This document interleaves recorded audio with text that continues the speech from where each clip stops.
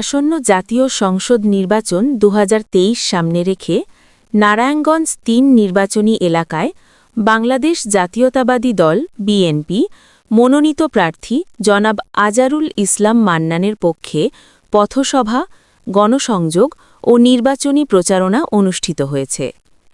সিদ্ধিগঞ্জ থানা বিএনপির সাধারণ সম্পাদক মোহাম্মদ ইকবাল হোসেনের নির্দেশনায় ২ নং ওয়ার্ডে এ পথসভা ও গণসংযোগ কর্মসূচি পালিত হয়।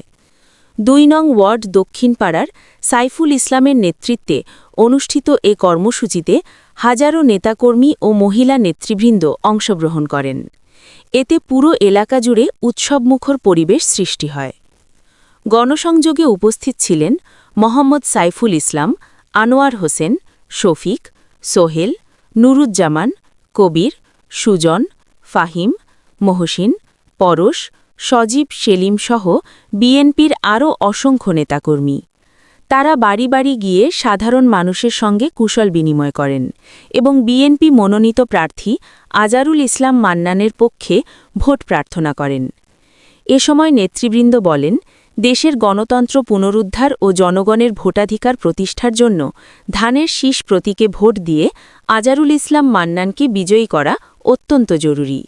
তারা সবাইকে ঐক্যবদ্ধ হয়ে নির্বাচনী মাঠে সক্রিয় ভূমিকা রাখার আহ্বান জানান। গণসংযোগ চলাকালীন এলাকাবাসীর স্বতঃস্ফূর্ত অংশগ্রহণ ও ব্যাপক সাড়া লক্ষ্য করা যায়, যা নেতাকর্মীদের মধ্যে নতুন উদ্দীপনা সৃষ্টি করেছে।